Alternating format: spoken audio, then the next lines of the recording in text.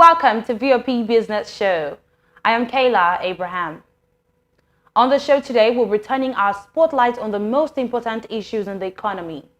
President Bola Ahmed Tinubu has announced that the regime of fuel subsidy is gone. Tinubu made the pronouncement during his inauguration speech at the Eagle Square today. He said that based on the budget he has seen, there is no provision for subsidy. He said the money expended on subsidy would rather be used on other areas that would have a bearing on the lives of Nigerians. With the pronouncements by Tinubu, there are likely to be long queues in filling stations because the regime of subsidy ends this month. These will also cause the price of fuel to escalate. In March this year, the group chief executive of Nigerian National Petroleum Company Limited, Mele Kyari, said the landing cost of petrol has risen to 350 naira per litre. Kyari had said, and I quote, "Today, by law and the provisions of the Appropriation Act, there is a subsidy on the supply of petroleum products, particularly PMS imports into our country." In current data terms, 3 days ago, the landing cost was around 315 naira per litre. Our customers are here. We are transferring to each of them at 113 naira per litre. That means there is a difference of close to 202 naira for every litre of PMS we import into this country. In computation, 202 naira multiplied by 66.5 million litres multiplied by 30 would give you over 400 billion naira of subsidy every month. Tinubu also, end quote. Tinubu also told the Central Bank of Nigeria to unify the exchange rate. The wide gap between the parallel and official exchange market rate has been largely blamed for the slow influx of foreign direct investment into the country. Tinubu also said his target is to have 6% growth of the gross domestic product.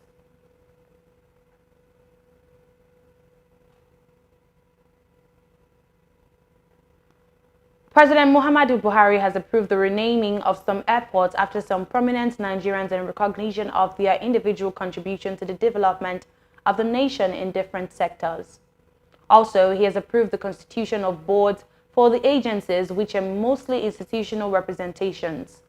Below are the names of the airports as approved by the President: Akure International Airport, Olumiya Bernard; Benin International Airport, Oba Akinzua; Dutse International Airport, Muhammad Nuhu Sanusi; Ebonyi International Airport, Chuba Wilberforce; Gombe International Airport, Brigadier Zakari Memalari; Ibadan International Airport, Samuel Ladoke Akintola; Ilorin International Airport, Tunde Abubakar; Kaduna International Airport, Hassan Usman; Katsina and Maiduguri International Airport, President Muhammadu Buhari. Others include Markodi International Airport, Joseph Sarwan Taka; Mina International Airport, Malam Abubakar Imam; Nasarawa International Airport, Sheikh Usman Danfodio; Osubi International Airport, Alfred Dete Spieth; Port Harcourt International Airport, Obafemi Jeremiah Awolowo; and Yola International Airport, Lamido Aliyu Mustafa. The boards of the agencies, which are approved by President Muhammadu Buhari, are boards in the Nigeria Civil Aviation Authority, Federal Airports Authority of Nigeria, Nigerian Airspace Management Agency, NAMA, the Nigerian Safety Investigation Bureau, and the Nigerian Meteorological Agency. The statement signed by Odutayo Oluseyi, the head of press and public affairs in the ministry, indicated that NCAA is chaired by Lai, with 2 institutional members representing ministries of aviation and defense. FAAN would be chaired by Fola Akinkutu, with 5 institutional members representing the ministries of aviation, defense, justice and tourism, and NCAT, while Mukhtar Aminu and Chris Aligbe are members. Nama Haj Bashir Sondagi as chairman, with 4 institutional members representing ministries of aviation, communications and digital economy, transportation and Nigerian Air Force, as well as 2 other members to represent public interest. They are Richard Aisoegbon and Suleiman Balarabe Ismail. NSIB would be chaired by Ezekiel Damboy Zang, with 6 other members including Suraj Abdul Wahab, Ita Awak Mol, Nasiru Anaz, Alhaji Sani Maida, Pantani Esugo, and Lawrence Fubara Anga. Imoro Kubo is to chair the NIMET board, with 4 institutional members representing Ministries of Aviation, Agriculture and Natural Resources, Environment and Transportation, with Adebayo Yinka and Aliyu Umar Tambuwal as members. And lastly, NCAT would be chaired by Jonathan Ibrahim, with institutional members which include Ministry of Aviation, NCAA, Nigerian's ICAO representative of the aviation sector Bashir Saad, Haija Binta Aminu Iya, representing community, representative of the college elected from the congregation, who should be a non-teaching staff, and the college registrar. Banks Unstructured Supplementary Service Data, known as USSD service, revenues look set to decline over the approval by the Nigerian Communication Commission to disconnect telecommunication operators from its service. Nigerian mobile telecommunication companies consist of MTN, Glo, Airtel, and Nine-Mobile have said they will halt their USSD service over banks' accumulated USSD debt of 120 billion naira. USSD is a critical channel for delivering financial services, particularly for the underserved and the financially excluded, offered by telecom operators to banks. Banks use different USSD codes to support the transfer of money through the use of mobile devices without internet data connectivity. Deposit money banks and the telecom operators had been at loggerheads over the non-remittance to telecos for all USSD fees charged by banks since 2019, accumulating 42 billion naira as of March 2021 and 80 billion naira as of November 2022. In 2018, the Central Bank of Nigeria released a regulatory guideline for the use of USSD in the Nigerian financial system. According to a statement, all deposit money banks, switches, mobile money operators, payment solution service providers, microfinance banks, and others were regulated to offer the service. The partnership agreements between the banks and telecos for the use of its unified service regulates them to pay 6.998 naira per USSD transaction, but they have failed to comply. This, however, resulted in the recent approval by the NCC permitting network operators to disconnect their services. Experts say cutting USSD services would not only affect customers, but only constitute a setback for the digital inclusion drive. The House of Representatives has approved an amendment to the Central Bank of Nigeria Act, raising the ceiling of ways and means advances from the Apex Bank from 5 to 15%.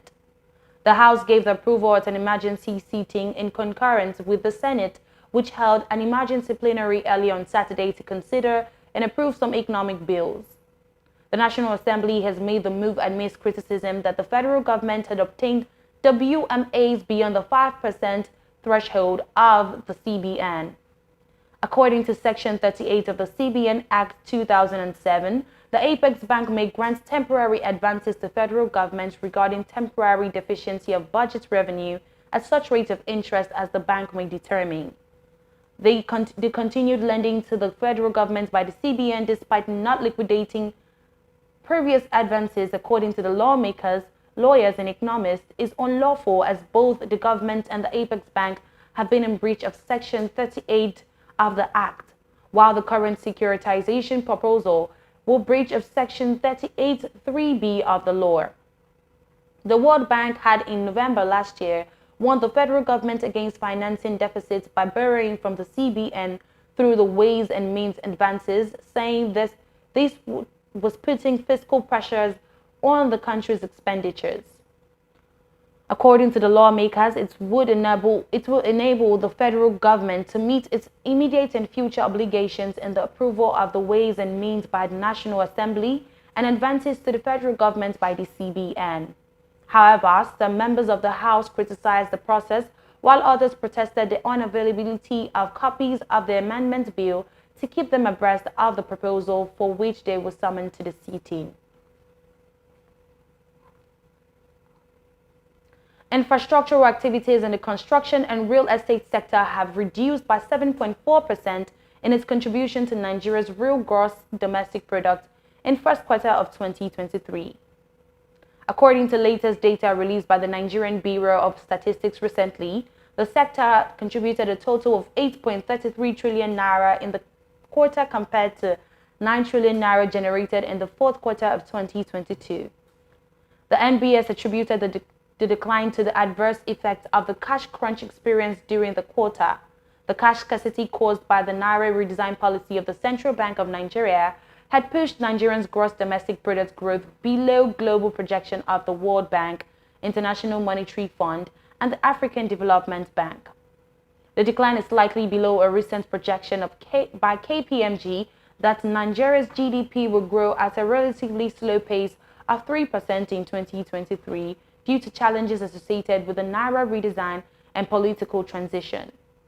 A breakdown analysis showed that the real growth rate of the construction sector reduced by 1.56% points from the rate recorded in the previous year. The NBS, however, noted the sector contributed 11.79% to nominal GDP in the first quarter of 2023, higher than the 9.68% it contributed a year earlier and higher than the 10.16% contributed to the fourth quarter of 2022. For the real estate sector, the Statistics Agency recorded a relative decline of 4.46% compared to 5.62% contributed in the fourth quarter of 2022. However, it was gathered that housing experts, before the data release, had predicted a reduction in the sector's GDP contribution. They insisted that the inability to pay artisans, provide building materials for construction, and increase the cost of production had halted any form of revenue contribution to the GDP, leading to an increase in housing deficit. At a residential development it visited during the period in Jabi, the site engineer who spoke on the condition of anonymity told our correspondent that laborers were now jobless, adding that the level of production had reduced drastically.